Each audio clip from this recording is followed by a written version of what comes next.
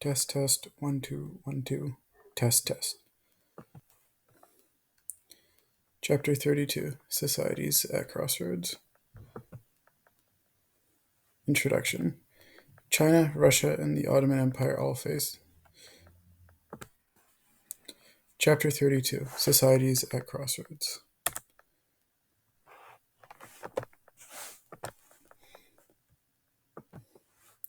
Chapter 32 Societies at Crossroads. Introduction. China, Russia, Japan, and the Ottoman Empire all faced numerous difficulties throughout the 19th century. Many were foreign, but there were still plenty of internal issues as well. Foreign pressure and invasions led to the weakening of the state and its power. While the governments of the aforementioned powers often started out effective, they still experienced entropy and by the end had corruption and incompetent leaders. The Ottoman Empire in decline. The nature of decline. The Janissary court of the Ottoman military had been losing power and making less intense training regimes, even failing to advance their military technology. This loss of military power led to the Ottomans becoming vulnerable to foreign attacks, and they almost collapsed because of invasions and territorial losses. They only survived the series of foreign invasions because of British intervention. Most Ottoman exports were raw materials and not enough to offset the price of European goods, which led to a slow decline into economic dependency and unpayable debts. These debts pushed the Ottomans to agree to capitulations that exempted Europeans from Ottoman law, which puts the Ottomans into further economic decline as merchants often used it to avoid taxes. Reform and reorganization. The encroachment of European powers led to Muhammad II attempting to reform the economy and military, but was met with opposition from the Janissaries. However, by the end of his reign, the Ottoman Empire was much more powerful and manageable despite its smaller size. Separatist groups began forming, and the Tanzimat era began, where people attacked traditional Ottoman law to make it more acceptable to Europeans so that capitulations could be lifted. There was a lot of opposition to the Tanzimat changes from traditional Muslims who did not like the laws that promoted religious equality. A group called the Young Ottomans formed that wanted a constitution like the British. The Young Turk era. In 1876, a group of radicals installed Abdul Hamid II as Sultan and persuaded him to sign a constitution to check his power. But within a year, he nullified it and started executing and exiling liberals. Naturally, this generated a lot of liberal opposition, and they soon began forming their own groups. The most active of the dissident groups was the Young Turks, though many of its members were neither young or Turkish. They called for universal suffrage and equality for all, while trying to maintain Turkish hegemony within the Ottoman Empire. The Russian Empire under pressure. Military defeat and social reform. Although Russian forces were powerful, the Crimean War revealed that they were still no match for the European forces.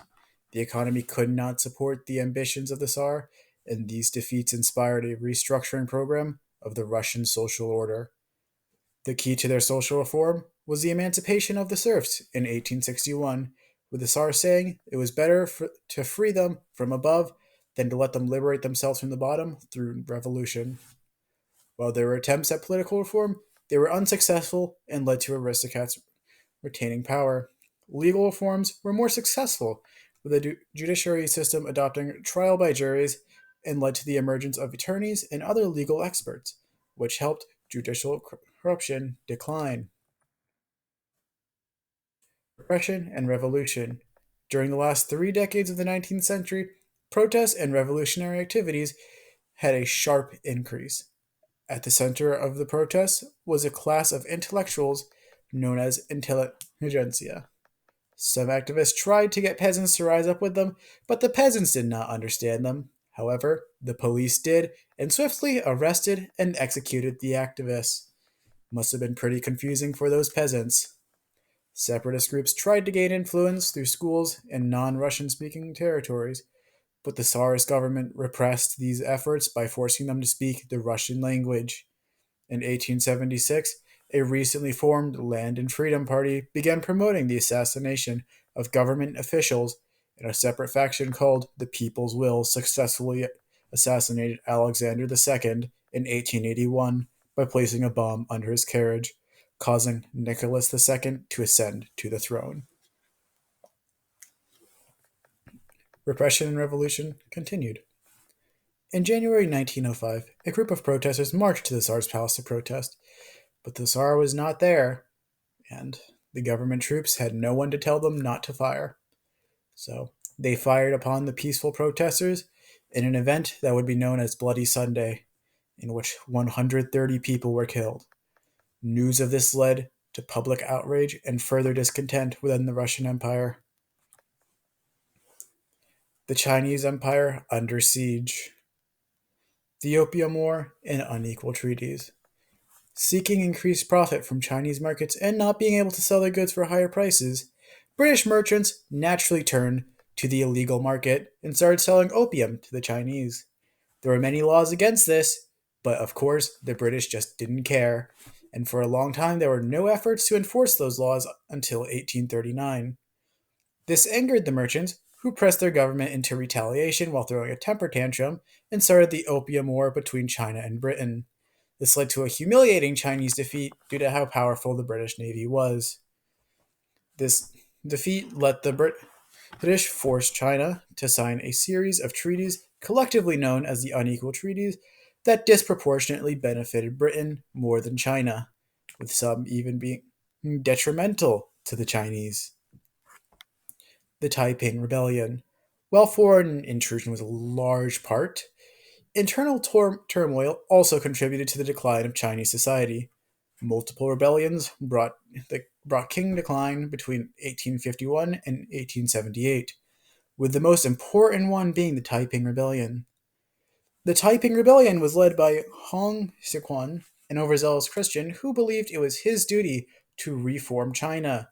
He pushed for many policies that promoted equality while also fighting and slaughtering Qing soldiers. By the end of 1864, when the Taiping Rebellion ended, it had taken the lives of 20 to 30 million people and ravaged the agricultural production to the point that some people were forced to resort to cannibalism. I'd say this is very, very strange, but we've all heard of what Christians have done before in history. Reform frustrated. The rebellions gave the government the idea to start some reforms. The most imaginative of these was a self strengthening movement that sought to blend Chinese cultural traditions with European industrial technology. During the latter part of the 19th century, foreign powers began dismantling the Chinese system of tributary states as it began losing territory to foreign influence. This led to a short and ambitious period of reform that lasted around 100 days. It established a constitution, which is good. However, these reforms were nullified by the Emperor Sisi and re-established the absolute monarchy. She's not a very good empress, believing that foreign powers wanted to force her into retirement, and they probably did. She decided to support the rebel movement known as the Boxers' Rebellion, which it just no. The rebellion was a horrible failure, and the Qing Empire soon collapsed. Her, I think, 12-year-old son, no, 2-year-old son, was left in charge. That's right, a 2-year-old.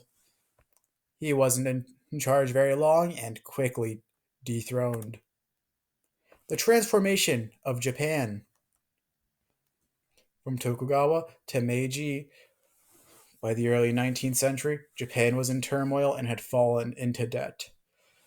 Mizuno Harakuni tried to reform the economy by canceling the debts of samurai and daimyo to merchants and compelled peasants living in cities to return to agriculture, but most of these were ineffective. Foreign pressures from the US forced Japan to sign unequal treaties that opened Japanese ports to foreign trade. And when I say this, I mean they were practically held at gunpoint as a ship was right outside their islands.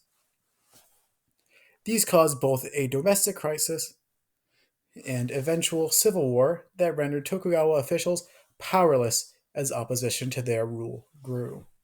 The Tokugawa did not want to give up power easily and fought the futile civil war in a desperate attempt to keep it. But the shogun still ended up resigning in 1868, and Emperor Meiji came to power. The Meiji reforms. The Meiji government was often more open to foreign influence than in past Japanese, as they sent out travelers to explore and learn from other societies. One of these travelers studied foreign governments and eventually ended up helping Japan write its own constitution, as he began believing that a constitution was what gave these foreign nations their power. One of the main goals of the government was to centralize political power, and this meant they had to abolish the current social order. The daimyo were not happy at their sudden loss of power and attempted to rebel, but this rebellion was quickly crushed, and the government faced very little rebellion from them anymore. The Meiji government also attempted to remodel the economy by tying local and regional markets into a national economy and creating a primary and secondary level of education to support industrialization and economic growth. The cost of this economic development was the happiness of the peasants as they began to lose nearly half of their crop yield and attempted many short lived rebellions that would cause further turmoil.